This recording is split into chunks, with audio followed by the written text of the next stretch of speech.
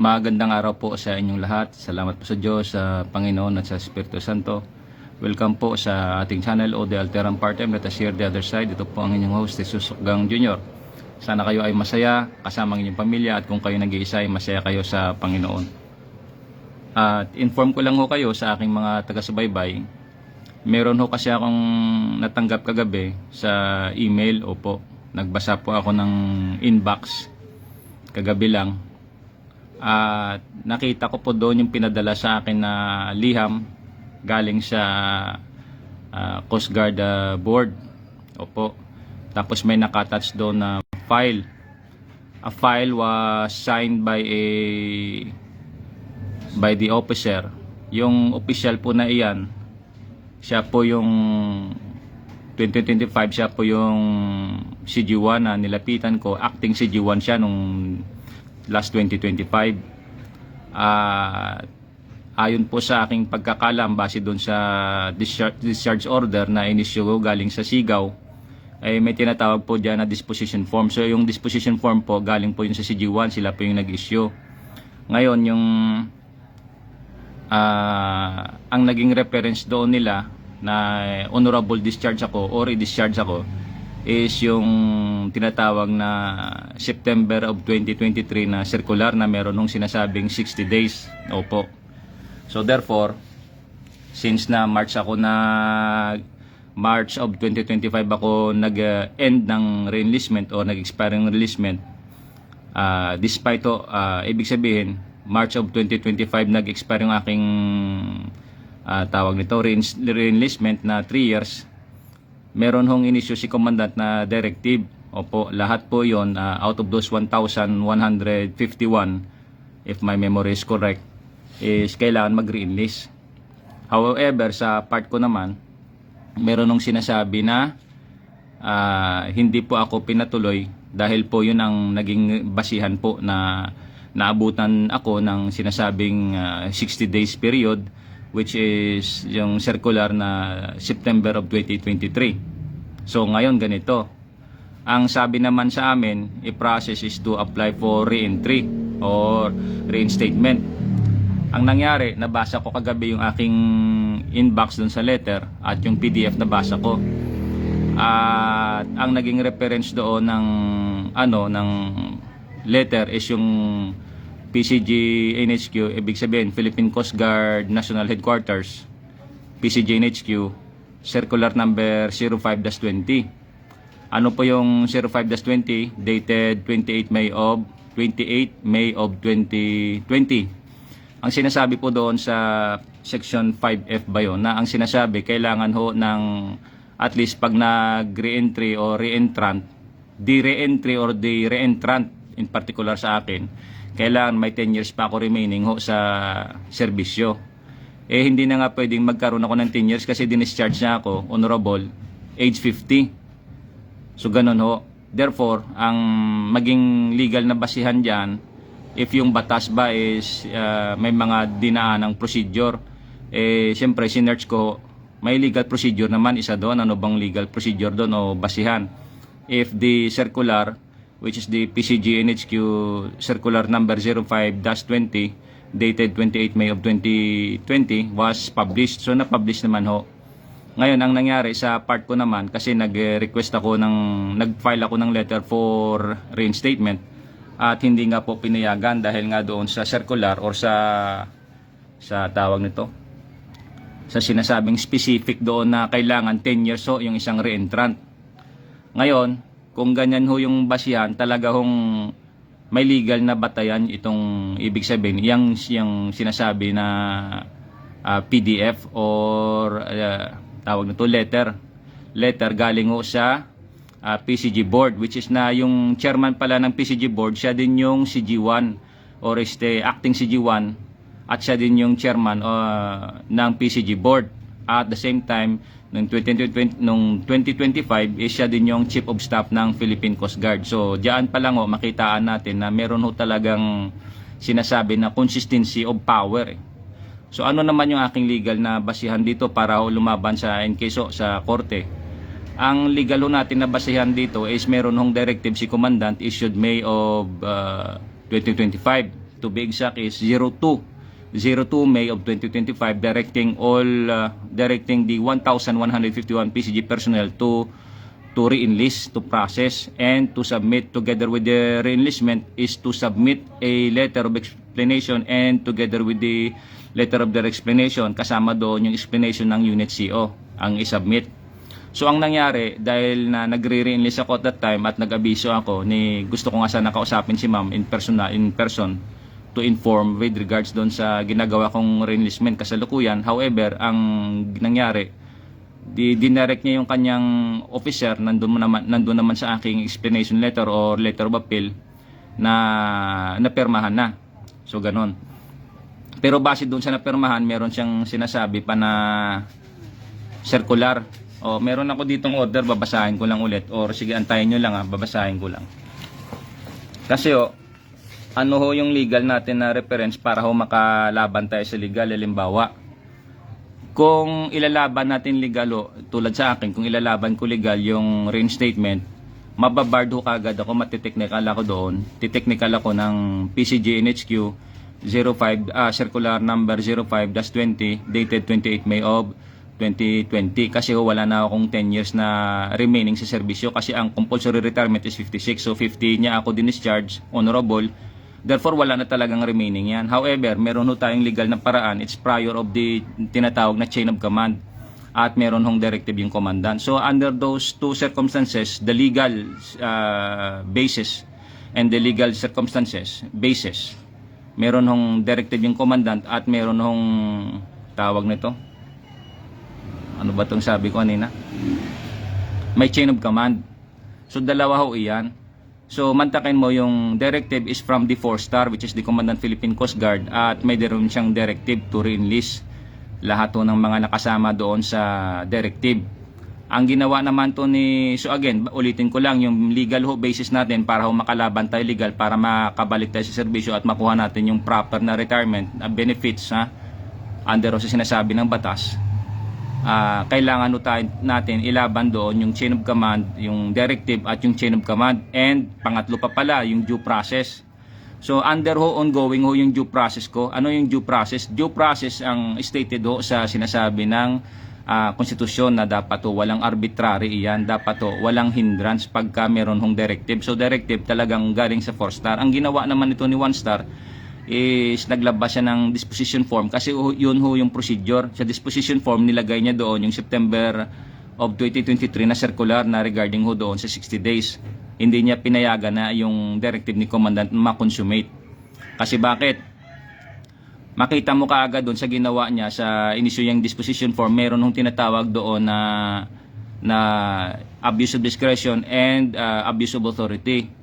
Tapos violation ng chain of command. Yun ang pinaka first instance doon bakit na ako honorable discharge, 5 kami doon.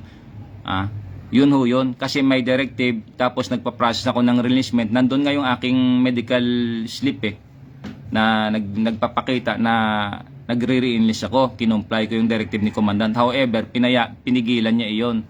So ang nangyari ngayon, since na nandyan na yung aking appeal, hindi niya talaga ako pinayagan, kasi nga siya din yung chairman ng board. So therefore, makita mo talaga doon sa ganyang instance, meron talaga siyang intent to deny me of due process. So therefore, dadaanin din natin siya sa tinatawag na legal proceedings at technicalidad. Kasi bakit? Merong directive, merong chain of command, merong due process. Lahat yun na violate niya. As against doon sa sinasabi niya ngayon na PCG NHQ Circular number 05-20 dated 28 May of 2020. So dalawa ho yan ang naglaban. Ngayon, ano hong mangyari doon? It's because of her interpretation. Ininterpret niya na dahil doon sa sinasabi niyang batas, at alam niya talaga na hindi ako makakalaban Siyempre, bakit ko labanan yung circular? Nakapublish na iyan. At ang sabi pa nga dati ni Miriam, kung maglabas man ng circular to regulate yung sarili niya, tulad yan ng isang institusyon, wala hong binabiolate na batas. However, meron hong binabiolate na batas diyan. Kasi bakit?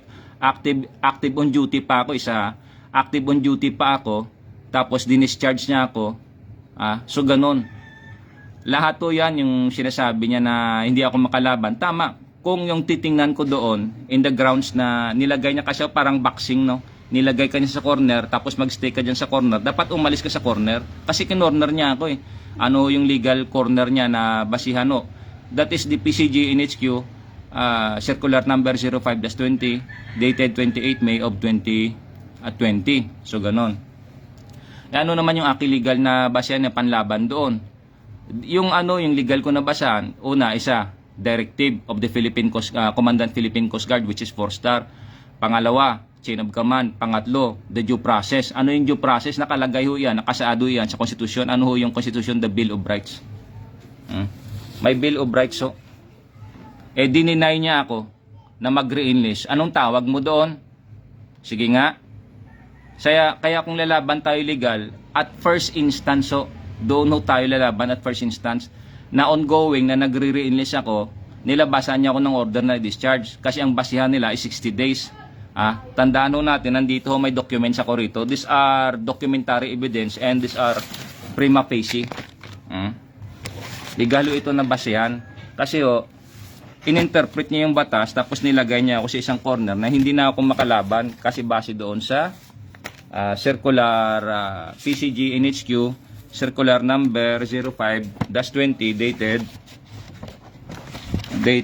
28 May of 2020. So therefore, sa ganyang usapan, ayaw ko makipaglaban diyan kasi kinorner niya ako eh. Ang ating laban legal dito is doon sa first instance, ano iyon?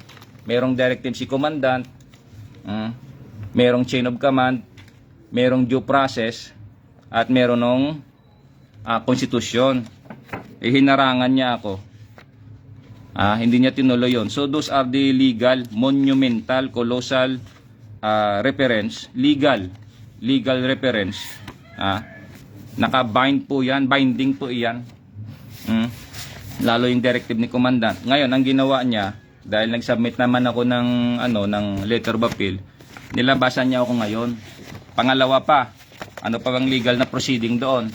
Base dapat doon sa circular, dapat ang tao nakaharap dapat sa deliberation iyan. So however, siguro nasa prerogative niya, it is her option na hindi na ako paharapin sa deliberation board kasi mauwi talaga na sabihin ko talaga ang karapatan ko na binayolate niya. Yes, binayolate niya talaga yung karapatan ko. Kasi nagre-re-enlist ako at that time eh. Kung yun pala yung basihan ninyo na madi-discharge ako, at isa pa po, kung tinitingnan mo yung moral and welfare of the members of a member of the Philippine Coast Guard, dapat inalaw mo kasi you are the exemplar of the leader and one of your duty, one of your mandatory duty is the moral and welfare of your personnel and the organization. Bakit? Meron nga akong directive, acknowledgement letter from the Presidential Complaint Center. However, hindi naman ako nag-complain. Dated 2018. An acknowledgement letter from the Presidential Complaint Center stating that with my ideas nakatulong talaga sa gobyerno. At talaga naman ganun. So therefore, kung makita niya yung moral and welfare, dapat tinignan niya muna, pinare-enlist niya ako kasi may direktiba naman which is binding, which is mandatory, chain of command, may due process, may konstitusyon. So ganun yung first instance niyan. Bakit ba ako nag-Facebook Live dito? Para ma-educate kayo yung aking mga viewers, aking mga followers regarding sa kung ano bang pwedeng mga legal remedies. Opo. Na pwede nating gawin. However, ang malungkot lang, hindi kasi ako abogado. So, ang mangyari nito, pag meron na akong legal na abogado, ay ibig sabihin may legal counsel na ako, talaga ang gawin natin ito, mag-file tayo ng kaso sa korte. Kasi ginamit niya talaga yung kanyang kapangyarihan. Bakit? Siya yung acting CG1, siya yung chairman ng board, siya pa yung chief of staff. Dininay niya sa akin lahat yung due process na yun. Anong tawag mo doon? Abuse of authority, abuse of discretion. Tapos binayolate niya pa yung chain of command. That is a conduct unbecoming of an officer and a gentleman. Violation ng chain of command. Violation ng due process. Bakit hindi ko siya pinailan ng administrative kung alam ko din naman pala yung naging violation niya? Bakit ako magpapile ng administrative? Wala na nga ako sa active duty. Tinanggal niya na nga ako Ganon di po ba? Tapos itong latest na natanggap ko kagabi na letter is email, naka PDF. na naka-PDF yung letter is maganda nga kunin ko yun. Pero ano, na-save ko na picturean ko at binidyohan ko pa. May boses pa nga ako doon. May nakasamang audio pala habang binibidyohan ko. So at least malinaw iyon. Kasi kung halimbawa yung gagawin kong legal na hakbang is ipaglaban ko yung reinstatement ko, talagang matatalo ako doon sa korte kung yung reference ko is reinstatement, tapos yung depensa niya halimbawa is yung pinakadepensa niya doon is PCG, yun talaga most probably yung pinakadepensa niya PCG NHQ Circular number 05-20 dated 28 May of 2020. Yun ang pinakadepensa niya na to deny me for reinstatement, kasi nga wala na talaga akong 10 years na matitira. Wala talaga akong 10 years na natitira na, kasi dinischarge niya ako at the age of 50. Yung compulsory 56 or 56. So ganun. So therefore wala na talaga ako. Dinaan niya ako sa technical at dinaan niya ako sa isang laban. Kinorner niya ako. Ang ginamit niya is yung pinaka circular ng command. However, hindi niya tiningnan doon, hindi niya sinite doon sa kanyang letter na, kasi bakit niya isite iyon? Na merong directive si commandant, merong chain of command. Yun ang pinaka first instance noon. At meron akong due process. Ano yung due process doon? Nag-process ako ng reenlistment ko, may medical slip ako. Ganun dapat. Yun ang pinakalaban natin doon. Pang-lima, yung tinatawag doon na konstitusyon, the Bill of Rights. Dininay niya ako, there was arbitrary. Kasi bakit? Ito, hanapin ko yung discharge order ko dito. Hanapin ko lang.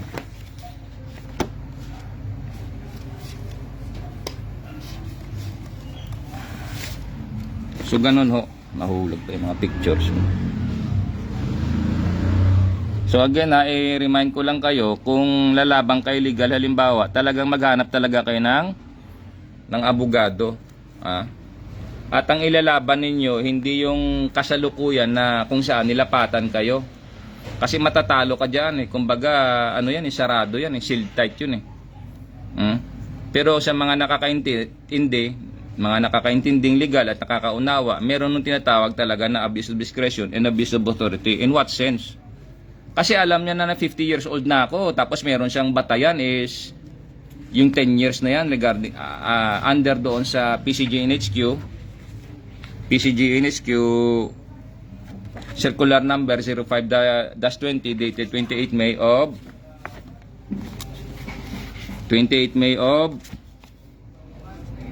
2020. So ganun. So andito may directive ako. So this is the first instance. So ito lang. Yan siguro pakita ko lang ganyan. So yung ganun. So ito may directive ako. Tapos meron akong medical slip na nag-process ako ng na nag-take action ako regarding sa directive ni commandant. So meron na akong legal basis ngayon. Sa legal ho. At saka pailan siya natin ng tinatawag na abuse of discretion. Kasi bakit? And abuse of authority. Mahuhulog po ito sa tinatawag na abuse of authority. It's because the first instance na dinischarge niya ako honorably, hindi niya nilagay dito sa letter na pinadala sa akin kagabi, yung PDF. Hindi ho. Kasi bakit niya ilagay? Ibig sabihin, pag nilagay niya yun, makikita ko ngayon na meron talaga akong basihan. Opo. Kasi under sa tinatawag na Murphy's Law, if there is something wrong, it will go wrong.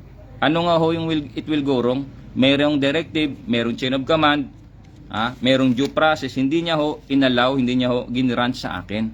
So therefore, malilinaw na referensya iyan na talagang binayolate niya. Hindi naman ako pwede mag-file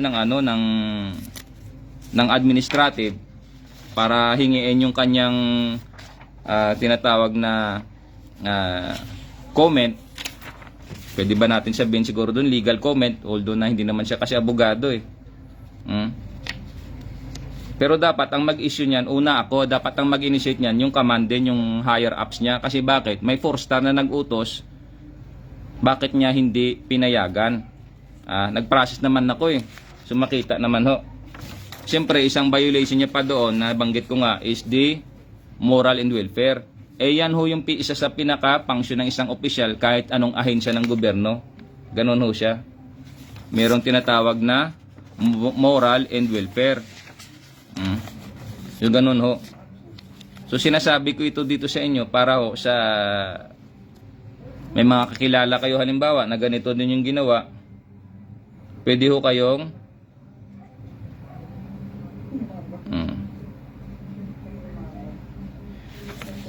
ganun ho. Pwede ho kayong mag-file ng legal. Sa korte na ho tayo magpa-file ito kasi malamang sa 100% hindi na ho tayo papayagan niya sa loob kahit mag-submit pa tayo ng letter of appeal kasi ho, ang mangyari niyan, parang dinibate mo na siya ngayon. Hindi talaga nila i-deny ka talaga niyan.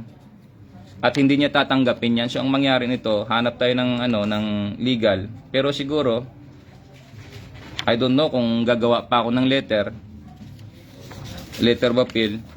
Siguro gagawa pa rin ako ng letter of appeal, isa-cite ko ulit itong circular niya bago pa ituloy ko yung legal proceeding kasi talaga ako makita na may inabuso siya eh. Opo, dininay niya ako ng karapatan ko para mag-due ng due process. My right to due process. Under naman o sa Republic Act 6656, hindi naman o sinasabi doon na wala hong particular o specific na clause with regards sa reinstatement, re-entry or what. Wala hong ganun nakalagay doon. Ang nakasad lang doon yung karapatan mo sa iyong retirement benefits at saka yung computation mo. Yun lang ho yung nakalagay doon. Pero wala hong nakasaad doon when it comes sa re-entry, reinstatement. So ganun ho. Sinasabi ko ito sa inyo para ho na meron din ho kayong kaalaman sakali may mga relatives kayo at mapayuhan nyo ho sila na dapat pag tumingin kayo ng legal, yung first instance. So ganun. So there was a first instance ho na hindi niya ako inalaw, dininay niya ako ng due process ko, tapos nilapatan niya ako ngayon ng PCG NHQ Circular Number 05-20 dated 28 May of 2020. Pero doon sa discharge order, may hanapin ko lang. Nandito sa discharge order na meron akong na-violate na September of 2023 na circular. Hanapin ko lang ito. Ito yung order from Sigaw. Anong sabi rito? NHQ PCG Special Order Number 113 dated 13 June of 2025. 24 period. Following named non-officers honorably discharged without prejudice to re-entry in the PCG service effective upon their ETE. O yun ang ETE niya as is indicated opposite their names. Wala nga lang nakalagay dito na yung reference niya is circular. Bagay regardless na yun kahit na hindi niya nilagyan yung reference niya. Pero ang sinabi kasi sa akin bakit ko nabanggit iyan yung circular of September 2023 is because yung sinabi sa akin ng isang officer, hindi ko nabanggitin si sir, batang-bata pa si sir sa serbisyo eh. Nautusan lang din naman siya. Ang sabi niya 60 days. Ang 60 days so sinasabi pag nag-expire yung re-enlistment mo tapos hindi ka nakapag-re-enlist, i-discharge ka nila honorably. Opo. So ganun iyon. However, hindi nila nilagay iyon pero siyempre may mga documentary evidence naman iyan ng attachment doon kasi sa disposition form yun ang kailangan malaman natin. Opo. So sakaling maglaban tayo legal, hanapin ko yun, i-request natin sa korte na maglabas siya ng disposition form kasi nakalagay doon sa disposition form most probably nandoon yung September of 2023 na memorandum circular. PCG NHQ circular. Nandoon nakalagay yun. Wala dito eh. Basta ang nilagay na lang dito, honorably discharged na lang. Tapos, ginilapatan niya ako dinaan niya ako sa technical eh. Nilapatan niya ako ng PCG NHQ circular number 05-20 dated 28 May of 2020. Kasi wala na nga talaga akong tenure na matitira sa serbisyo. Bakit? Logic tsaka based doon sa honorable discharge order niya, ang edad ko is 50. Ganon lang ho. So magte-take tayo nito ng legal action na. Sa korte na tayo nito mag-file. Kasi again, ang sasabihin ko na lang, mag-submit pa rin ako siguro ng letter of appeal. I-cite ko doon na there was a instance na nag-re-enlist ako base doon sa direktiba ni Commandant. However, hindi niya yun ginran sa akin. So ganun no. Ang tingin ko rito, biyaya pa rin kasi karamihan diyan sa amin sa Coast Guard, sa mga non-officers, hindi naman kami abogado lahat. Tulad ako, hindi naman ako abogado. However, siyempre nagbabasa ako at nagsasaliksik ng mga batas kung saan kaya ako nagsasalita. Bakit ko sinasabi yung ganyang bagay? Meron nung first instance. Therefore, ano sa sinabi ng Murphy's Law? If there's something wrong, it will go wrong. Yun na nga. Hindi niya talaga i-acknowledge yan sa pinadala sa aking PDF. Hindi niya talaga isusulat na meron siyang na-violate. Ano yung na-violate niya? Hindi niya ginrant. Hindi niya ako inalaw na mag-re-enlist na in spite of the directive ni Commandant. Mas higher yung si Commandant kasi si Commandant 4-star. Tapos doon sa kanya 1-star lang, 1-star siya. At the same time acting siya Acting siya ng CG1, siya din palang chairman ng board, siya din yung CS. So tatlong kapangyarihan ang hawak niya at the same time. So I don't know kung anong mga legal na remedies na pwede nating i-counter sa kanya, na pwedeng i-file natin sa kanya. Kung pwede ba yan na tatlo yung hawak mo. At the same time, makitaan talaga na abuse of discretion, abuse of authority. Siyempre siya yung acting CG1, discharge niya ako. Dininay niya ako, dinischarge niya ako, tapos nag-reinstate ako, dininay niya ulit ako. Pero ang referensya dito sa bagong letter is yung PCG NHQ Circular number 05-20 dated 28 May of 2020. Hindi niya na nilagay doon yung first instance na may directive si Commandant, mag-re-enlist kayo, meron akong medical slip, merong dapat due process na i-grant sa akin, merong constitution that hindi dapat ako i-deprive, at meron siyang sinasabi na sa opisina niya meron siyang tinatawag yan mission and function. Ano bang mission and function niya? Is to assist the commandant. Ganun nakalagay dyan, assist the commandant, not direct the commandant or not to quash the directives.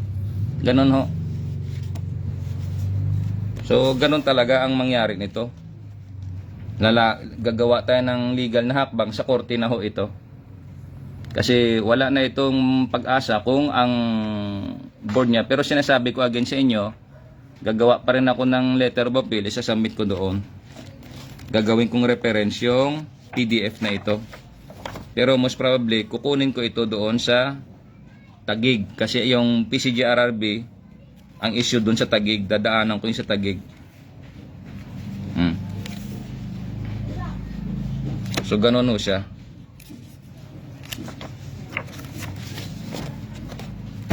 So meron nung sinasabi dito na para bang, hindi ko naman sinasabi mandaraya. Meron bang deceit yung merong form of deceit, a sort of deceit na dapat doon sa na-receive na letter ko, dapat highlight doon na bakit ka na honorable discharge at bakit ka hindi na reinstate. Dapat ganun yung pinaka-subject noon Kung ako halimbawa gagawa, dapat sabihin ko doon na bakit ka na honorable discharge is because hindi ka nag-re-enlist during ng expiration naabutan ka na expiration ng ETE mo, estimated time of enlistment mo or re-enlistment, kaya ka na honorable discharge. So ganun yon. Pangalawa, may directive si Commandant pero kinumply mo kasi nandun nga yung medical slip. However, dininay kita kasi napirmahan ko na nga. Yun ang sabi niya Yun ang pinasabi niya sa officer doon. Yun naman ang nakasulat doon sa aking letter of appeal. So ganun yon. At first instance, at first glance or prima facie, meron nung makitaan kaagad dyan ng arbitrary or selective. Bakit to? Kasi ang sabi sa akin ng isang officer doon sa CG1, sabi niya naabutan ka na kasi chief ng 60 days September of 2023 regarding sa re-enlistment. Oo, nandun na tayo. Pero may directive si Commandant At ang prima facie doon, yung kasama ko sa honorable discharge, yung expiration ng re-enlistment niya is 2024. Ito, basahin ko ulit So yun ang prima facie dito. na meron siyang selective. Selective or arbitrary discretion. Sana ba ito?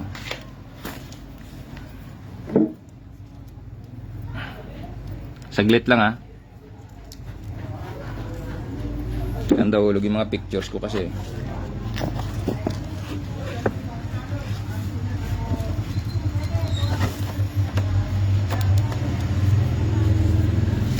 Ito.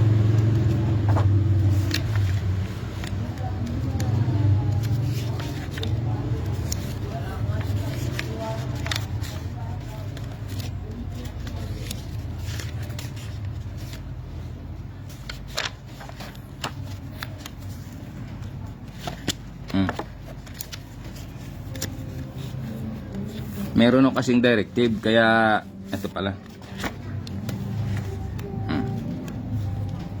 So ito.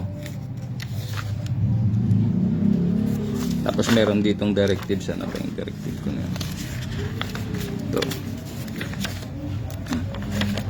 Hindi niya ginrun sa akin yung tinatawag na due process. Basta na lang ako na honorable discharge. So yung prima facie doon, kung ang sabi sa akin ni sir, ng isang officer doon sa CG1 is naabutan ako ng 60 days. Ang prima facie doon na selective, arbitrary is because yung hawak ko yung directive, meron doon na 2024 pa siya nag-expire yung tulad nito. Basahin ko na lang sa inyo, ha. Kaya kailangan meron ho talaga kayong hawak na documents pagdating sa ganitong bagay. Kasi ho talaga pagka na-issuehan kayo, tanggapin nyo kahit mapait man yan o ano, tanggapin nyo ho lahat. Kung may mga kinaukulan man dito na halimbawa related sa ganitong status sa akin man, meron no talaga kayong dapat na mahawakang documents, at least may reference kayo. So dito, ito, nag-expire yung kanyang reenlistment July of 2024, hindi ko na lang ilagay yung specific na araw, no? July of 2024, expired na kanyang reenlistment. Pero tingnan nyo yung NSQ PCG Sir Special Order number 113, 13 July of 2025. So 2025 na ho. As compared doon sa kanyang expiration of reenlistment niya 2024. So June, almost 1 year nga kasi June, July siya, July, August, September, October, November, December, January, February, March, April, May, June. 1 year nga. 1 year, almost 1 year. 12 months, sabihin ko na lang 12 months. Nahulog ito sa 12 months. 12 months bago niya honorable discharge yung tao. Malinaw ho ito. 12 months siya bago niya honorable discharge. So malinaw ho iyan na mayroon siyang tinatawag na prima facie evidence na mayroon ng discretionary at arbitrary dismissal. Base doon sa prima facie at first glance. Kasi bakit? Ito naman, basahin ko yung direktiba ni Commandant. So meron dito February of 2025. Dalawa ito sila. February of 2025, dalawa sila kasama dito sa directive. Mantakin mo, ang issued na directive is yung issued date of the directive by the Commandant is dated first week of May. So May. Ibibilangin natin ngayon yung dalawa na ito. Hindi ko naman sila dinadrop name dito at yung specific na araw ng kanilang expiration or ng kanilang ETE. Ano ito? So February, bilangan natin ng 60 days, February, so March, April, May. So mantakay mo almost 90 days, sabihin na lang natin 60 days. Ibilang na natin yung February na ito. So February, March, April, May. So mamili na lang mo sila. It's either March, April, May, 3 months, or February, March, April, May.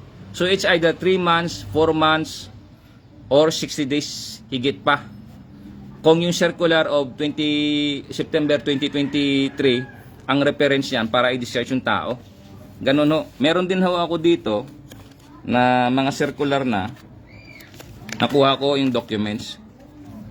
Kaso lang hindi ko pa na-highlight dito yung to. Hindi ko alam kung nakasama dito. Meron akong file doon, ewan ko lang kung na-save. Pero lahat ito, pwede ito na mahingi ng korte later pag nag-file ng kaso. Ito, guidelines and procedures and disposition. Ito naman PCGRRB, yung sa disposition, sa Code of Conduct naman ito. PDF electronic copy kasi doon sa pag-discharge. Kasi ang nakasabi doon sa discharge, meron no talagang 60 days upon ETE. So dapat mag-re-enlist ka kasi isa pa doong provision na sinasabi, dapat may 1 year na allowance yung isang tao para mag-process o mag-file ng re-enlistment niya. Hindi ko nga nagawa. Pero meron hong directive si commandant. Bakit nga pala hindi ko nagawa? Kasi nga, nasa isip ko doon, yung sinasabi ko, doon sa medical, na this will be my last re-enlistment. At yun ang naglalaban sa loob ko, isa doon. Pangalawa, yung aking SOI. Kasi sa tuwing mag-process ako ng documents, humingi ako ng ibang documents doon, prior sana sa aking, sa aking retirement, lagi akong hinahanapan ng SOI. Alam naman ito ng tropa kasi ma-share ko rin dito, isama ko na dito, na-promote ako ng 2023 kasi nung 22-23 nag-process ako ng I think that was 23 to 24 nag-process ako ng aking optional retirement, nagpa-process ako. Ang problema, hindi ko na-process yung aking SOI kasi nga, sabihin ko rin yung isang katotohanan pa dito sa inyo, nakikinig man yung aking pamilya, meron na kaming family feud, opo, pero dahil sa pangyayari na ito, nagkaayos naman kami ngayon at tinutulungan pa nga nila ako financially. Ramdam ko sa prayers kasi magaan yung loob ko bagaman ito yung nangyari sa akin. Opo. Hindi ako kumbaga nanghihinaan ng loob. At saka hindi naman ako nagiging very brave. So meron kaming tinatawag na family feud. Kaya nga, yung mga documents ko sa probinsya, hindi ko ma-process doon, hindi ko makuha. At hindi na kasi ako nakauwi sa loob ng, I think, alam na ba, 26 ngayon. Kasi ang last ko na uwi sa probinsya was 2013 Umalis na ako 2013. So, 13, 14, 15, 16, 17, 18, 19, 20, 21, 22, 23, 24, 25, 26. Almost mga 14 years. So, ganun Meron kaming family feud, kaya 14 years. Mga 12 to 14 years kami bago nag-usap at naging biyaya pa itong pagka-honorable discharge sa akin kasi nga, siyempre nagkausap kami, nahanap ko yung documents ko doon at ang binalita sa akin ng kapatid ko may messages, may messenger naman. Yung mga documents ko sa probinsya dahil siyempre yung tatay ko may edad na, matanda na yung tatay ko. Nagkanda basa. So therefore, wala na akong paraan para ma-retrieve yung mga documents ko doon. Kasi nga, kailangan updated SOI. So, hindi ko maisama dahil doon sa aking mga reference pa. So, ganun Ibig sabihin, ang pagkaintindi ko rito, meron talagang makapangyarihang kamay dito na gumagawa pailalim. Opo, hindi naman ako nang bibintang. Pero, yun po yung aking assessment nito. Base lang dito sa discharge order, honorable discharge, ito, mantakin nyo, special order 113, so 13, tapos 13 July pa of 2025. Kasi matandaan ninyo, nag-apply ako sa Coast Guard dati, kumuha ako sa battery exam, binigyan ako ng number 13, ayaw ko sa number 13, binalik ko doon. So may naka-note, sabi ko, nagtataka nga ako, bakit na this happened 25 years ago, 26 years ago, sino kayang nakapag-isip nito, bakit na binigyan pa ako ng number 13? However, sabi ko nga sa inyo dati, yung number 13, hindi na ako natitinag dyan. Kasi bakit? Naging biyaya din yan yung number 13. Yung sinabi ko nga sa inyo dati, yung Pur or Purim. So, bago tayo malayo, yun yung sinabi sa akin ng officer na permahan na, it's because of the circular September of 2023 na merong sinasabing 60 days. However, merong directive. So, dito sa directive, again, sabihin ko rito, i-highlight ko dito, merong 2 February at meron nakasama doon sa discharge yung 2024. So, tatlo sila. So, those are prima facie. Dapat kasi, discharge din itong 2 February na nakasama dito. Bakit hindi sila na-discharge? At lahat ng March. Tandaan natin, lahat ng March. Most probably, lahat ng March ito. 4 nga kami, March. Kasi yung April hindi pa pwede, April, so April, May. So at least may pag-asa pa yung April. So lahat nga kami ng March tinanggal. So granting na sinama niya lahat yung March doon. Pero yung isang hindi lang niya maipaliwanag, meron 2 February, ba't hindi niya sinama sa honorable discharge. At bakit, ang tanong natin dito, at bakit na yung isa is 2024 pa, nag-expire yung kanyang enlistment, bakit ngayon lang siya dinischarge? O ibig sabihin, last 2025 na siya dinischarge. It took him almost 12 months bago siya dinischarge. So therefore, makita ho natin talaga dyan na may prima facie. Prima facie at face value, sabi nga sa Latin, prima facie at face value at first glance. At first glance mo makita mo talaga na merong arbitrary. Ano ibig sabihin ng arbitrary? Arbitrary means a selective, a random, ganon, selective. Bakit selective? Sinelect niya lang eh. Mantakin mo, binigyan nga niya yung isa 20 binigyan nga niya ng 12 months para lang ma-discharge honorable eh. Tapos ako hindi niya binigyan, tapos yung the rest hindi niya binigyan. Dapat pag binigay mo yan isa, kasi ang role ng isang officer diyan is moral and welfare, dapat kausapin mo sila lahat at pagbigyan mo yung pagkakataon na ma-comply nila yung direktiba ni commandant, hindi ikaw na baguhin mo. So ganun ho iyan. So, nung nabasa ko kagabi itong letter na sa inbox ko, sa email, tapos kasama yung PDF, hindi ko talaga maiwasan hindi magsalita. Kasi bakit? Kung yung PCG Resolution Board dapat nag-submit ng resolution kay Commandant, dapat na mag-issue yan ng discharge order si Commandant. Kasi pakatandaan pa ninyo, yung nag-enlist sa amin, yung nag-enlist sa amin nung ako'y apprentice seaman, no? After ng CGMC training namin, after ng CGMC course namin, si Commandant Admiralista. So Admiralista was the commandant. So ilang star ho siya that time? I think mga 3 star going to 4 star kasi that time yung commandant is 1 star, 2 star kasi sa Navy pa yon 1 star. Pero nung nag-separate na nagkaroon ng 2 star kasi may tinatawag diyan sa bawat rank, may strength to yan, may corresponding strength para magkaroon ka ng ganyang ranggo. So I think ngayon yung Coast Guard ngayon about mga 30,000 na siguro yung strength namin. Ibig sabihin yung total numbers of PCG personnel. Kaya isa sa mga reference yan, bakit nagkaroon sila ng mga 2 star, 3 star, 4 star. Yan na po. So ganun. So lahat kami contributory ho dyan sa ranggo ng mga officer, ng bawat officer dyan sa Philippine Coast Guard na nagkaroon ho ng tinatawag na senior ranking or senior rank officers, yung mga stars. So ganun ho. In our own little way, kahit maliliit man kami dyan sa Philippine Coast Guard, our strength, our presence, our enlistment, our take-out, nag-contribute yan sa bawat ranggo na meron sila. So, as a leader, as a tatay, as a nanay, kasi siya nanay na rin siya ng pamilya, dapat titingnan niya yung moral and welfare ng tao. Bakit ko i-discharge yung tao? May moral and welfare ba sa papel at tinta? Walang moral and welfare sa papel at tinta. Bakit? Merong directive si commandant eh. Bakit mo kami i-discharge ganon? Ang sabi pa nga ng officer doon sa CG1 is merong 60 days. Granting may 60 days pero dapat i-waive yun kasi who's talking? It's the command who is talking, giving the directive. So ganun ho iyan. At bakit selective siya? Yung officer na yan. Na siya din yung acting CG1, siya din yung chairman ng board, siya din yung at the same time ng CS. So makita mo talaga yung tatlong hawak niya, yung masisilang bagay patungkol sa personnel management. So ganun ho.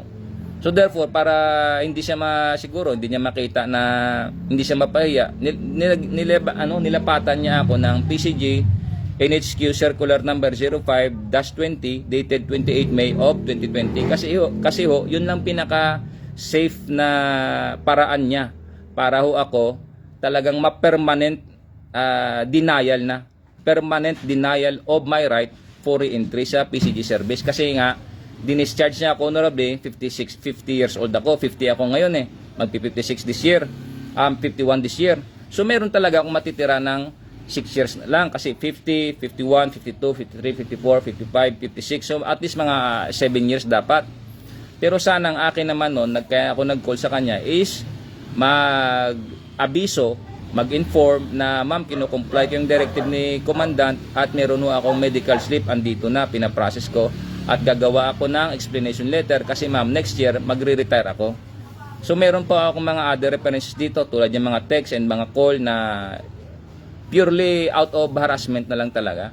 At isa na nga ito, yung letter kagabi, the PDF, it did not specify, it did not highlight the very first instance. Ano yung first instance?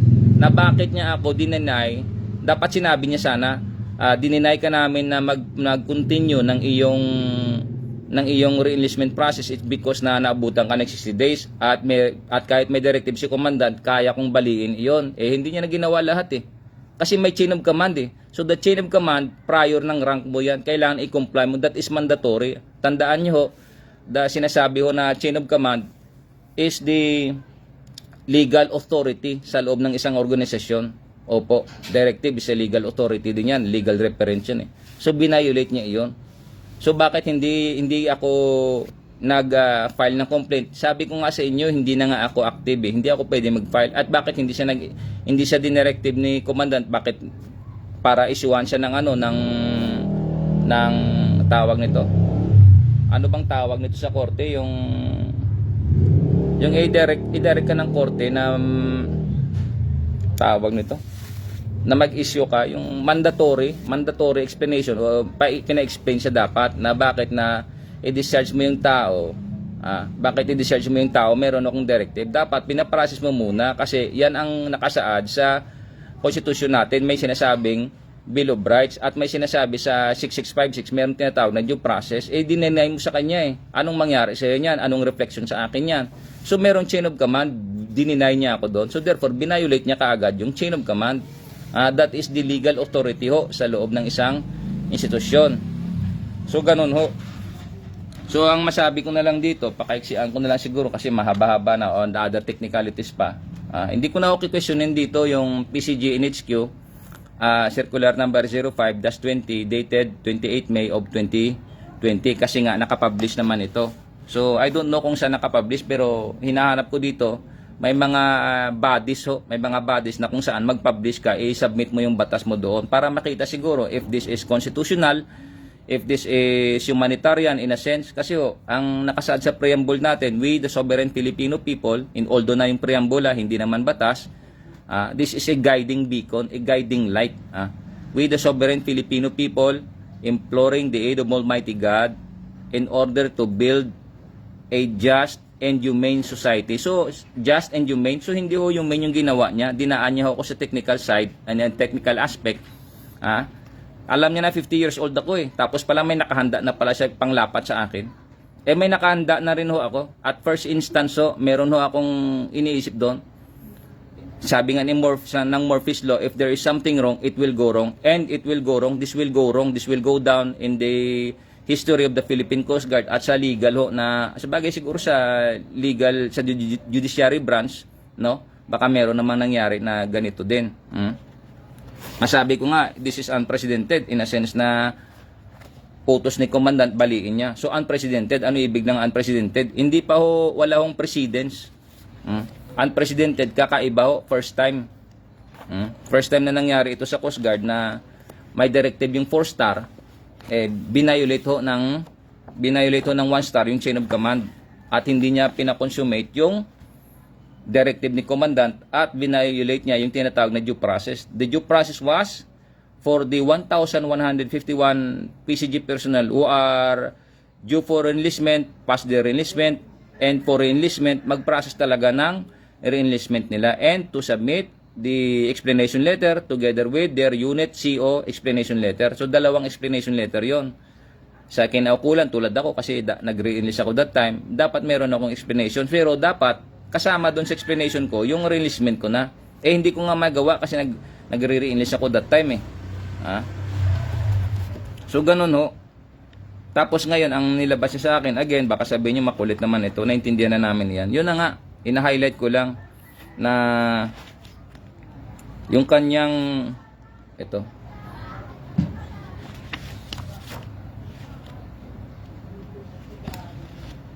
so ganun basahin ko na lang muna itong ito nakasave naman kasi ito saglit lang so ito yung nilalaman pala ng inbox sa akin kagabi. Basahin ko lang. So, RECAD, re-entry, reinstatement to, dated 27 February. Nabasa ko kasi ito, February 27 to 50. Ano ba ngayon date? March 1? 28 February pa. So therefore, nabasa ko ito kagabi lang or kanina madaling araw. Ito, 2:50 PM or ay ibig sabihin hapon niya na napadala. 27 February, 2:50 PM, Friday. At pakatandaan ho ninyo, yung araw ng Friday, yan din ho yung araw na kung saan yung mga nagko-compulsory retirement nilalagay talaga sa araw ng Friday.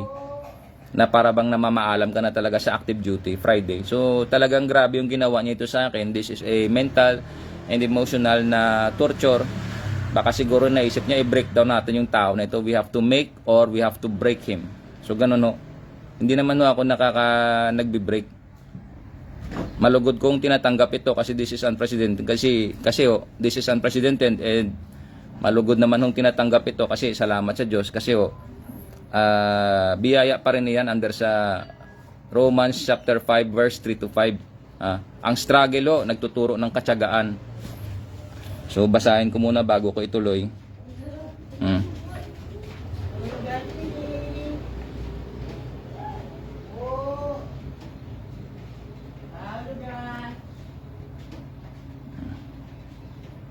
Ito.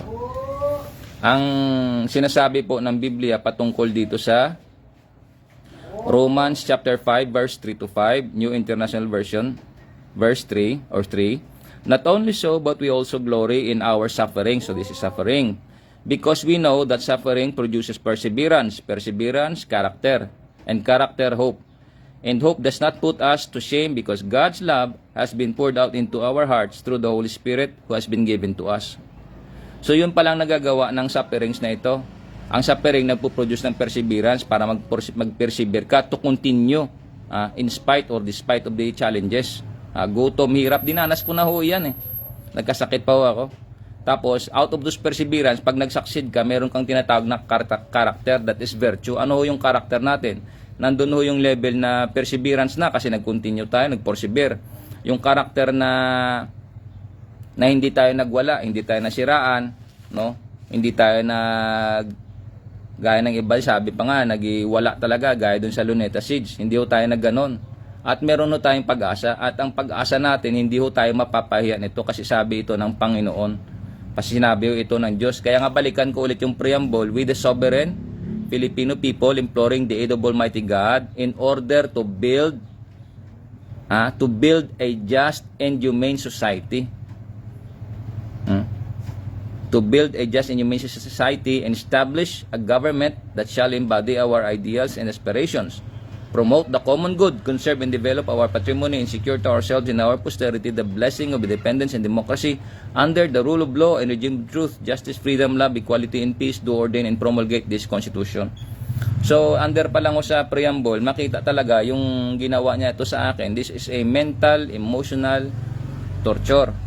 And malinaw na ho dyan yung sinasabi na abuse of authority, abuse of discretion. Bakit? Siya yung acting CG1, siya yung nag-issue ng disposition form para labasan ako ng order sa Sigaw.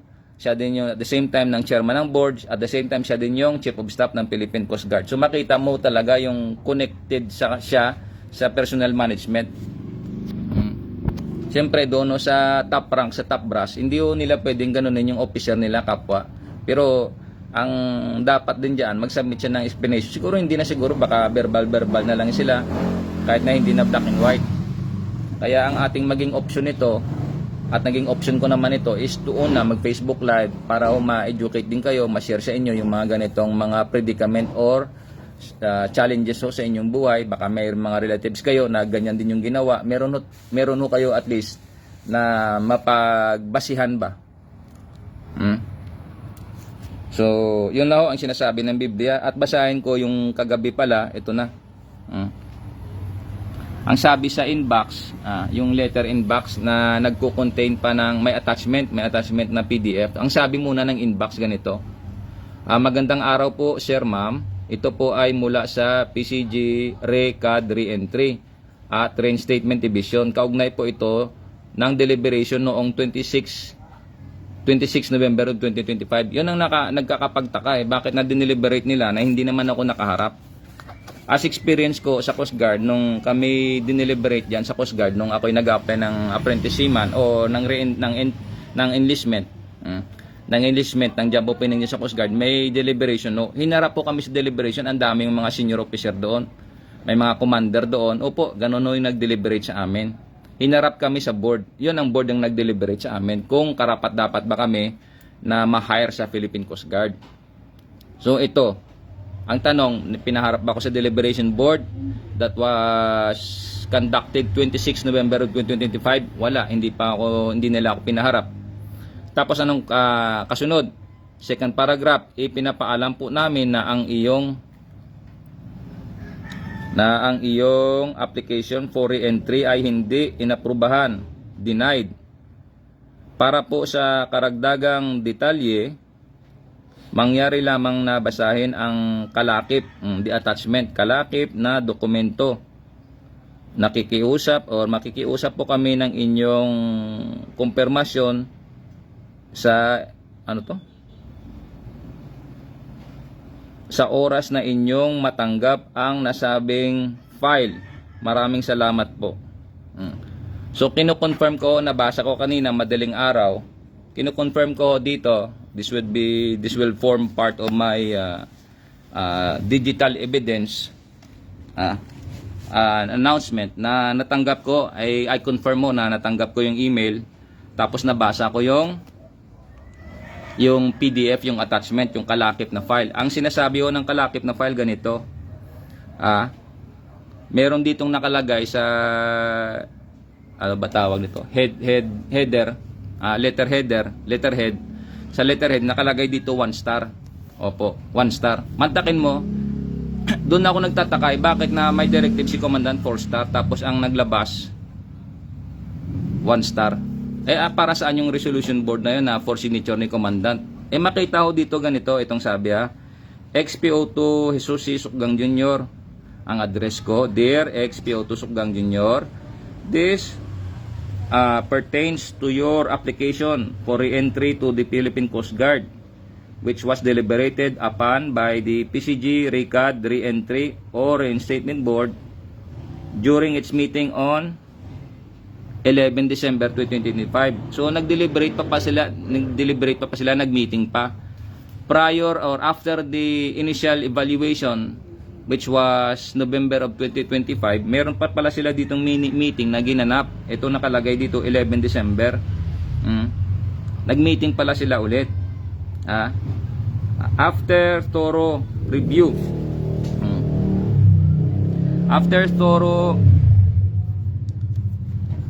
Saglit lang, sarado konti, maingay. After thorough review of your submitted credentials and other pertinent documents, and upon careful evaluation of your qualification, the command regrets to inform you that you have been found ineligible. Bakit ineligible? For re-entry pursuant to NHQ PCG Circular Number 05-20 dated 28 May 2020 or the creation of the RECAD Re-entry or Reinstatement Board and guidelines for RECAD Re-entry or Reinstatement of former PCG personnel under paragraph under paragraph 5F paragraph 5F of NHQ PCG NHQ Circular Number 05-20 dated 28 May of 2020, paragraph 5 period F. Itong sabi, the said circular, quote, the reentrants should have at least 10 years remaining in the active service prior compulsory retirement reckoned from the date of RECAD re-entry or reinstatement, unquote. So ganun ang sinasabi ng paragraph 5 period F or 5 decimal F. 5 decimal F. Paragraph 5 decimal F of PCG NHQ Circular Number 05-20 dated 28 May of 2020. So yun po. Tapos ano yung huling paragraph? The PCG appreciates your understanding of the decision. Nevertheless, the PCG extends its sincere appreciation for your interest in rejoining the PCG service and wishes you every success in your future endeavors and continued growth in your professional pursuits. Ano pang maging professional pursuits ko? 50 years old na ako. Hindi na ako pwede magsakay ng barko kasi 50 years old na ako. Graduate man ako ng Associate Marine Transportation. Malinaw talaga ito na this lacks prudence. And on her part, kasi siya man yung acting CG1, siya yung chairman ng board, siya pa yung CS nung 2025. Lahat talaga pabor sa kanya. So makita natin na professional endeavors. Ang laban naman sa aking ipinaglalaban, meron nung directive si commandant, meron nung directive si commandant again, tapos meron chain of command. So you know, merong due process dapat, meron akong medical slip, meron akong constitutional rights. Lahat ho yun prior ng kanyang disposition form at prior ng discharge order, honorable discharge order of 13 June 2025, special order number 113. So meron nung prior doon ng honorable discharge. There was violation. There was an arbitrary, selective, abuse of authority, abuse of discretion.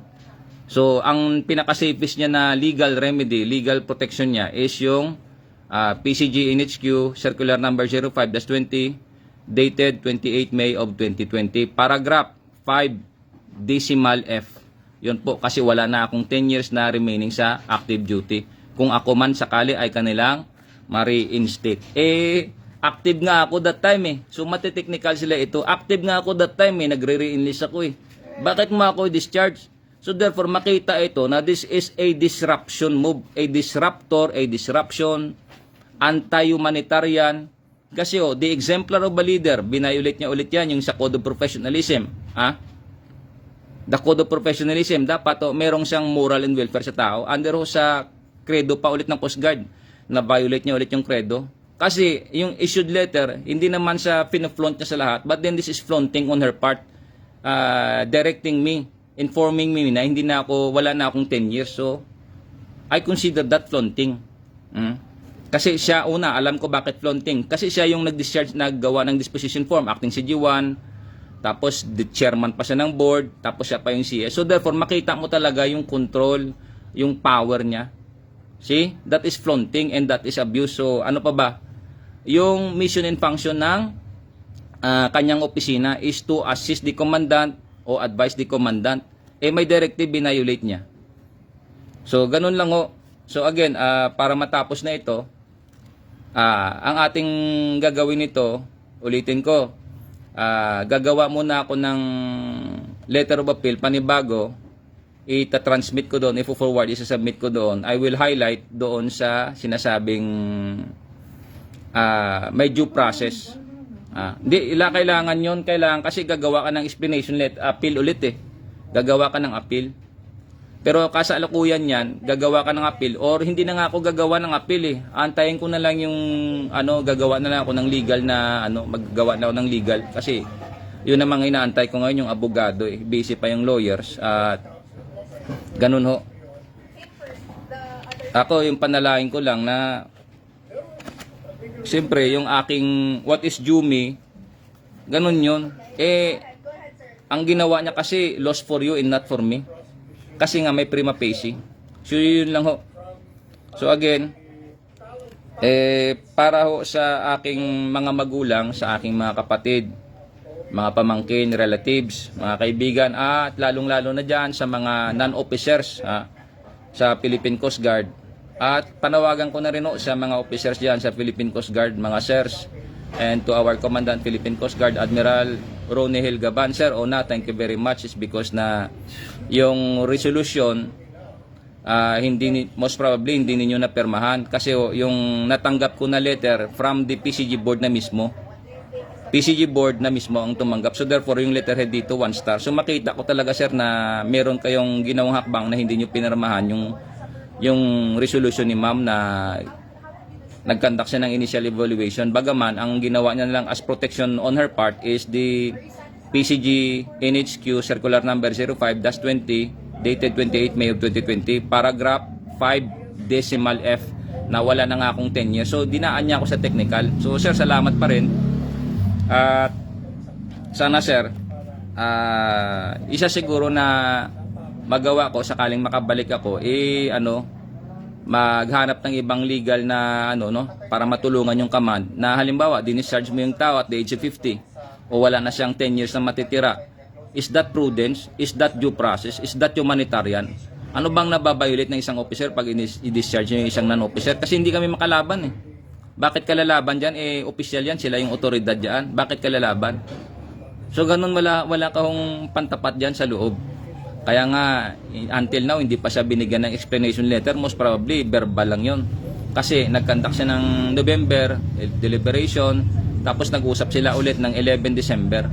At na-find out nga na wala na talaga akong tennis. So therefore, it took them minds, minds and other officers, other resources, so para i-deliberate ito. Kasi nga, nagpi-Facebook live na ako last June of 2025. Kasi nga, siyempre, nilabas ko yung hinanakit ko na nagre-re-enlist ako that time, may direktiba naman, I was denied. So ganun lang under Murphy's Law, if there was a wrong, if there is wrong, if something is wrong, it will go wrong. Yun ang sabi ng Murphy's Law. If something is wrong, it will go wrong. So para makorek niya yung kanyang wrong, yung PCG NHQ Circular Number 05-20 dated 28 May of 2020, yun ang pinaka-protection niya. So on my part naman para sa mga kapwa ko na officer, meron tayong legal remedy dito at pag-asa. Titingnan natin dito at first instance, bakit merong directive si commandant, merong chain of command, merong due process, merong konstitusyon, at meron mission and function yung isang opisina ng CG1 is to assist the commandant. Hindi nga niya in-assist si commandant dinischarge nga niya ako habang nagre-re-enlist ako paano mo masabi na in-assist mo yon? Therefore, the very violation din pala ng ng mission and function ng isang opisina ang binayolate niya. So ganun So yan ang magiging mga legal remedies na yan. Pati yung disposition form, sinasabi ko na rito, at least para pagdating sa korte doon, i-request natin na maglabas ng mga documents kasi may tinatawag diyan na paper trail. Paper trail of memorandum circular, ibig sabihin special order, ito, yung order na na-discharge kami, honorable, yung paper trail ng NHQ PCG or NHQ-PCG Special Order Number 113 dated 13 June 2025. So may paper trail ito. So yun lang at least meron tayong, sabi ko nga sa inyo mga kapwa ko dyan non-officer sa Philippine Coast Guard, hindi ko naman kayo tinuturuan kasi ang tinuturuan na lumaban in a sense na magrebelde o magwala o hindi nagsishare tayo dito, kasama nyo ako sa endeavor na ito na kapwa nyo non-officer. Ako, kapwa nyo akong officer dati dyan sa PCG service dahil I was arbitrarily and selectively honorable discharge from the PCG service. So yun yung first instance natin dito. Wag tayo doon lumaban sa gagawa man tayo halimbawa ng legal action. I-question natin sa korte yung PCG NHQ Circular Number 05-20 dated 28 May of 2020 ay talaga technical tayo dyan. Sasabihin ng judge, karapatan ng isang organisasyon maglabas ng kanilang mga guidelines or mga palisiya. So, hindi yun ang ating ipaglalaban. Again, inuulit ko, hindi natin lalabanan ito sa legal na hakbang na gamitin natin itong letter niya na pinadala sa akin kagabi, yung PDF. Hindi ko gagamitin iyon. Yung gagamitin ko sa legal ko na undertakings is yung first instance. Na merong directive si commandant, pangalawa merong chain of command, merong due process, merong constitution yung Bill of Rights ko, yung panglima merong mission and function yung office ng CG1 is to assist the commandant, pang-anim is yung the exemplar of a leader, yung moral and welfare ng isang leader dapat mo titingnan. So ganun no. So good luck sa inyo ma'am. At least narinig nyo na magiging depensa ko sa korte. No? Kasi take din ako ma'am ng legal na hakbang. Siguro hindi ko na gagawin pa yung panibagong letter of appeal na kini-question yung inyong prudence na it's because na ganun ho kayo. Ganun ho kalinaw na ikaw yung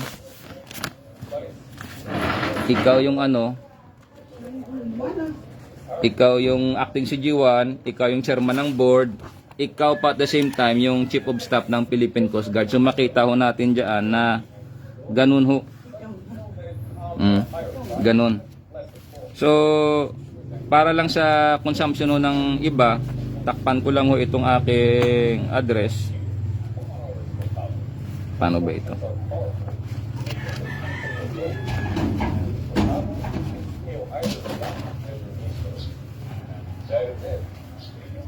Ito. Kita ba? So yan oh. Yan ang sinasabi ko kanina na letter, no? Issued from the Presidential Complaint Center, yan. Yan oh.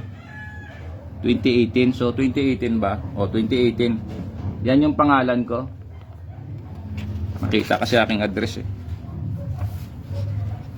Yan o yung pangalan ko.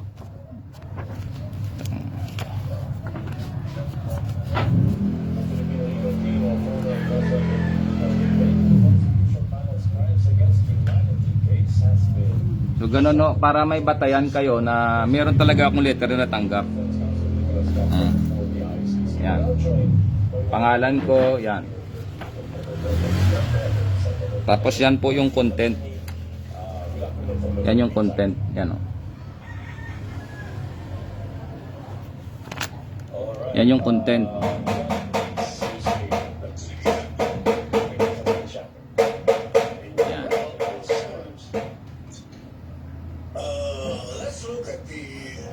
Siguro na screenshot nyo naman at naka-video naman ito. Pwede nyo i-screenshot yan. So gano'n, nakatago ito dito. Meron ho. So again ma'am, good luck sa iyo. At antayin ko na lang itong legal action na gagawin ko. Hanap ako ng kaparaanan paano kayo mapailan ng kaso. Pailan ko kayo ng kaso sa civil at pailan ko kayo ng kaso halimbawa sa civil service o di kaya sa Sandigan Bayan. Ganun ho. Kasi tandaan ho natin mga kababayan, bakit ko sinasabi ito at sa mga kapwa ko non-officer dyan sa Philippine Coast Guard, hindi para turuan kayo magrebelde, hindi ho, para ho may legal ho tayo na remedy. Opo, kasi ho nakasadi yan sa Constitution Article 3 Section 4. Ang nakasa doon sa pinakahuli is to redress the government for grievances. Ganun o, isa sa mga karapatan natin sa Bill of Rights is to redress the government for grievances. Yun na nga, isa sa ginawa kong hakbang na ito is mag-Facebook Live to redress the government for grievances. Meron akong grievances na violate Tapos, ang sinasabi ko sa Philippine Constitution, Article 2, Section 1, states that the Philippines is a democratic and republican state, period. The sovereignty resides in the people and all government authority emanates from them. Kaya kayo mga kababayan ko, mga kapwa ko Pilipino, pinapanawagan ko sa inyo at ini-inform ko kayo kasi para bang inform the people. Kaya nga Vox Populi itong sabi ko kanina, Vox Populi, voice of the people, is to inform also the people na ganyan ho yung nangyayari sa ibang ahensya o ganyan ho yung nangyari sa akin, in particular dyan sa Philippine Coast Guard. At yun na nga, at least na-inform ko kayo na meron talagang mga officer or officer in particular, siya lang kasi hindi ko alam yung iba Siyempre 1 star siya, baka siya yung chairman ng board, so therefore ang sa baba niya hindi pwedeng kumontra doon. However, kahit mag-suggest man. Kasi bakit? Siya yung chairman ng board Siya yung pipirma. Katunayan nga, siya yung may pirma ng letter. Ato.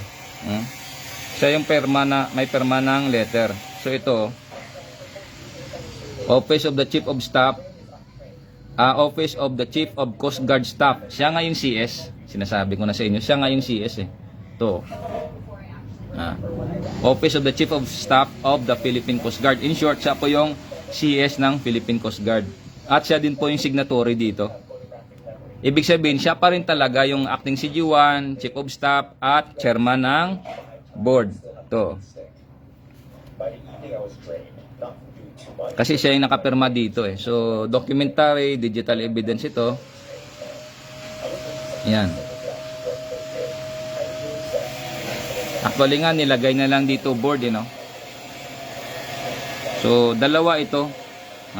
Ulitin ko lang yung sinasabi dito, deliberation dated 26 November of 2025. Yun yung laman ng email or letter. Tapos yung attachment, ito naman yung attachment. Meeting. Ito Coast Guard, Philippine Coast Guard, ano to?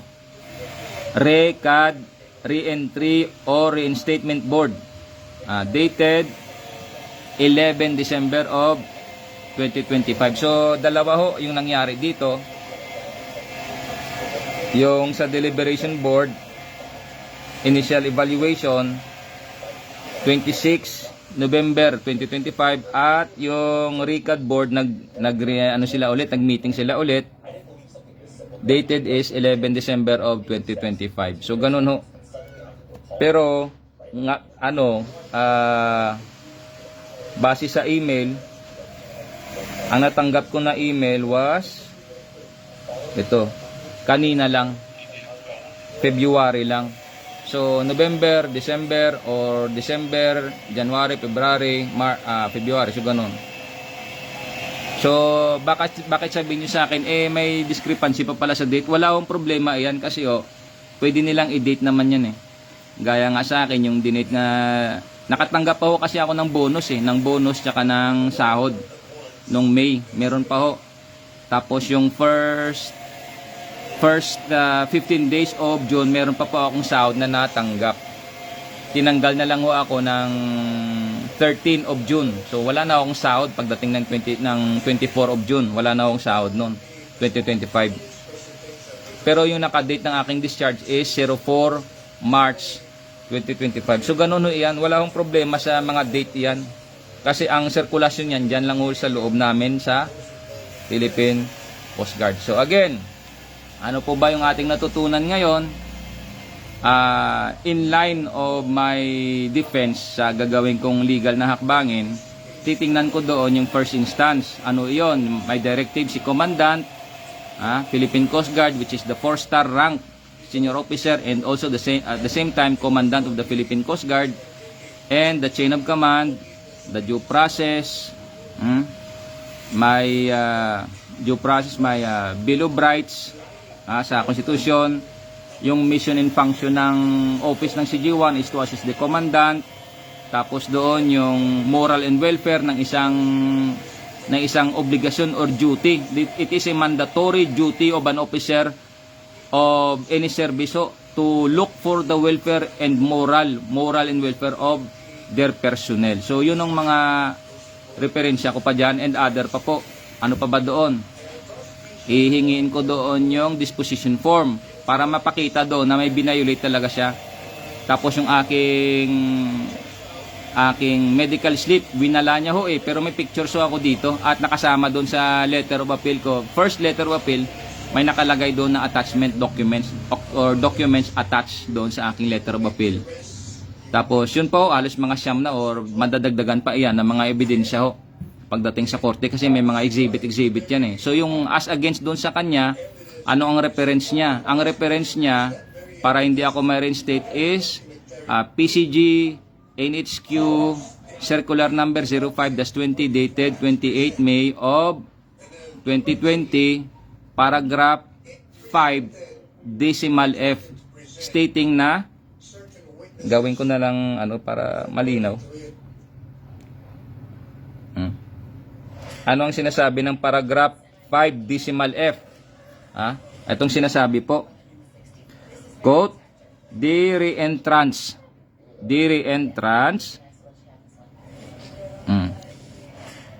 should at least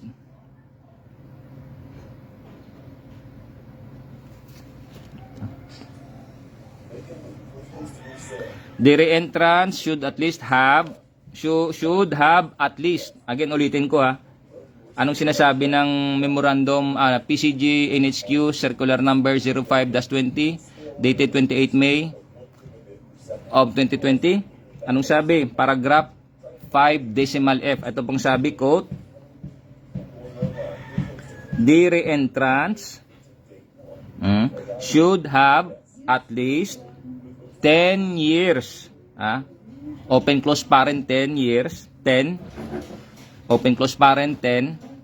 Tapos years remaining in the active service prior compulsory retirement. Reckoned from the date of recad, re-entry or reinstatement, unquote. So yun lang ho yung pinakadepensa niya. Kasi nga sabi nga dito sa huli niyang statement, sincerest interest. Hindi na nga siya dito nag-apologize, no? Ang sabi niya pa, continued growth. Yes, ma'am, I agree. This is a continued growth kasi natututo ako, nagbasa ako ng mga legal at mga legal ho na hakbangin na pwede hong ma-file laban ho sa inyo. Ganon lang ho, ma'am. Hindi naman sa tinatakot kita. Yun lang ho ang pinaka-referensya ninyo. At makitaan talaga kayo ng tinatawag na makibilin. Ano yung makibilin? Yung merong mas devilish ba yung belin? Makibilin. Lost for you, but not for me. So, ganon ho. So, antayin-tayin na lang natin, ma'am. Antayin-tayin nyo na lang din kasi ganon ho talaga. So, again, sana natutunan natin yung mga bagay-bagay, yung mga nahimay-himay natin dito. Bagaman ako'y hindi abogado, ang ating pong paraan na pagsasalita dito is yung mga referensya ho. Sinasabi natin dito yung ibang mga referensya, ibang mga batayan, legal ho na mga batayan or mga provision legal na kung saan siya yung ating magiging hakbangin, depensa at paraan ho ng pag-file ng kaso laban sa isang mapang-abusong opisyal sa Philippine Coast Guard. In particular, hindi ko na lang banggitin yung pangalan niya, antayin-tayin na lang natin kasi ganun talaga. At sana makita ninyo na hindi ko lalabanan yung PCG NHQ Circular Number 05-20 dated 28 May of 2020, paragraph 5 decimal F, kasi nga 10-year period ang natitira ang kinakailangan para ma-reinstate. So hindi ko lalabanan niyon, ang lalabanan ko prior.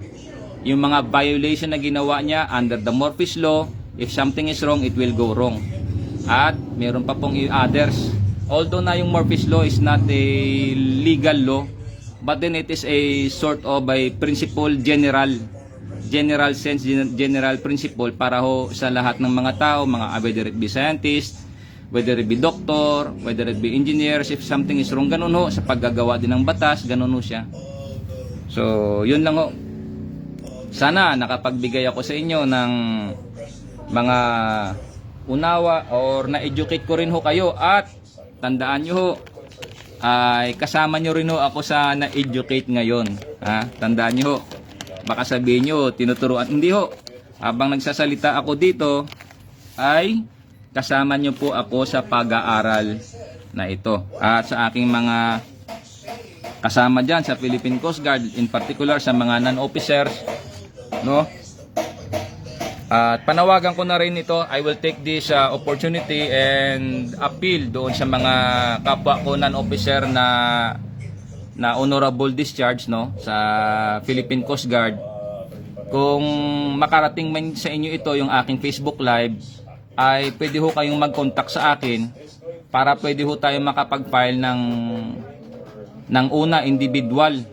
Opo, individual kasi individual tayong may concern dito, may kanya-kanya tayong mga hamon sa buhay at pwede ho tayong mag-file ng class suit. Class ho kasi grupo eh. So ganun ho iyan.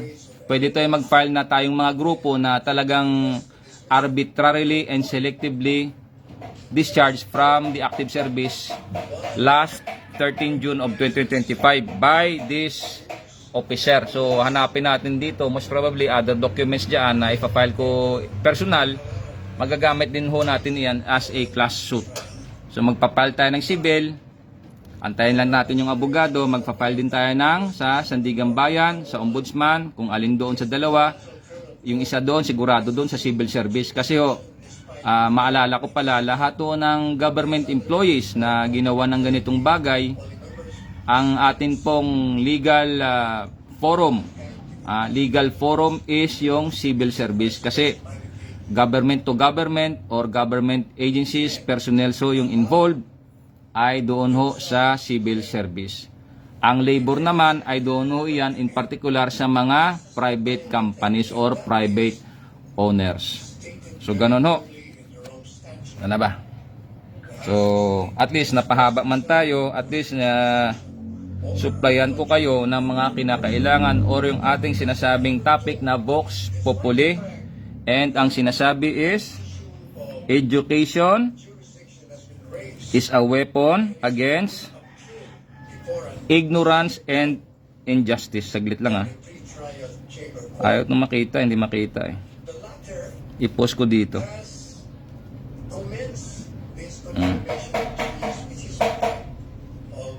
Mag-love din muna ako. Yan. Education, sabi nga ni late Senator Miriam Defensor Santiago. Yan. Education is a weapon against ignorance and injustice. Ano pang sabi niya? If my Facebook Live, my Facebook Live is courage, is considered courage, so be it. Comfort is never the companion of courage. At wala ho ako sa comfort zone ko. At again, ang sabi ng signatory doon sa aking panibagong PDF letter na natanggap, ang sabi niya, i-highlight ko lang dito, ang sabi niya, doon sa last paragraph, ang sabi niya, the PCG appreciates your understanding. I understand, ma'am, of the decision. I understand the decision na talaga hong biniraso nyo na lahat. Ikaw yung acting CG1, ikaw yung Chief of Staff of the Philippine Coast Guard, nandito sa letterhead o 1 star. Tapos ikaw pa yung chairman ng board. I understand the decision of the board. It's not the decision of the board, most probably because it is your decision, kasi nga ikaw yung signatory dito. Ikaw ho. Anong sabi pa? Continue. Nevertheless, the PCG or the Philippine Coast Guard extends its sincere appreciation for your interest in rejoining the PCG service. Welcome ho. Welcome, ma'am. And wishes you every success in your future endeavors. Ano yung success na future ko? Ay magpapilo ako ng kaso sa inyo. And thank you, ma'am. You wish me success. At meron ho akong mga legal na batayan para ho pailan kayo ng kaso, para ho mapanagot kayo. Para mapanagot kayo under sa Bill of Rights, binayolate mo Section 4 to redress the government of grievances. In particular, Article 11, Section 1, that government office is a public servant, is a public trust.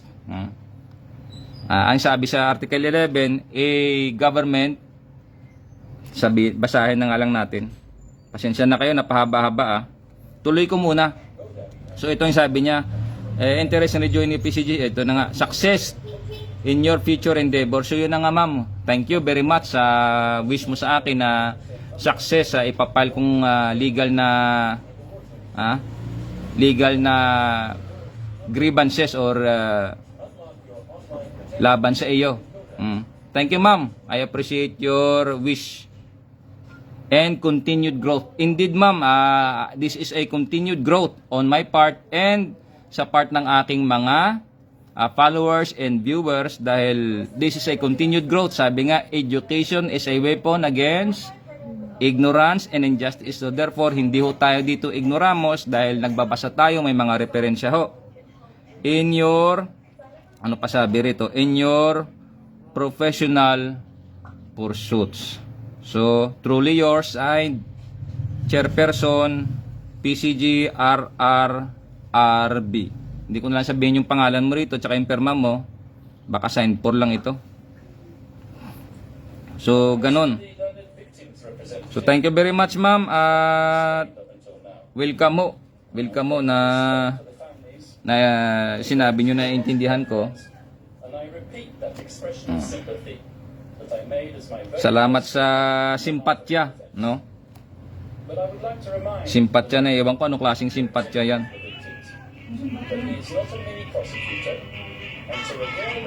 So sa aking mga followers, viewers, maraming salamat to. Again, comfort is not the companion of courage. Ang ating tiwala dito ay yung pangalan ng Panginoon. The name of the Lord is a strong fortress, strong tower. Ito po ang sinasabi ng Biblia. Ang sabi po ng Biblia na sa Proverbs 18 verse 10. Proverbs 18 verse 10, New King James Version. The name of the Lord is a strong tower. The righteous run to it and are safe. So ganun ho. Sa Diyos ho yung aking tiwala. Meron ng preamble, meron ng mga safety procedures, legal procedures na pwede hong hakbangin na labanan yung injustice, opo, at yung abuso. Again, sa aking shoutout sa aking mga bagulang, sa aking mga kapatid, mga pamangkin, relatives, at mga kaibigan, at sa mga kasama ko dyan sa Philippine Coast Guard na mga naapektuhan ng ganitong mga kaso din, ay sana nakapagbahagi ako sa inyo ng mga edukasyon ba. Kasama nyo ako sa pag-aaral na ito at sa endeavor na ito, at naway nakapagbahagi ako sa inyo sa maliit na aking paraan ayon ho sa sinasabi ng ating mga referensya, mga legal na mga referensya, mga bataso, mga procedure, legal procedure, references. Salamat po sa Diyos. Sa Panginoon po ang karangalan at ang kapurihan. Again, yung ating segment is Vox Populi. Ito po ang inyong host, Jesus Sukgang Jr. Ode Alteram Partem. Let us hear the other side. Amen.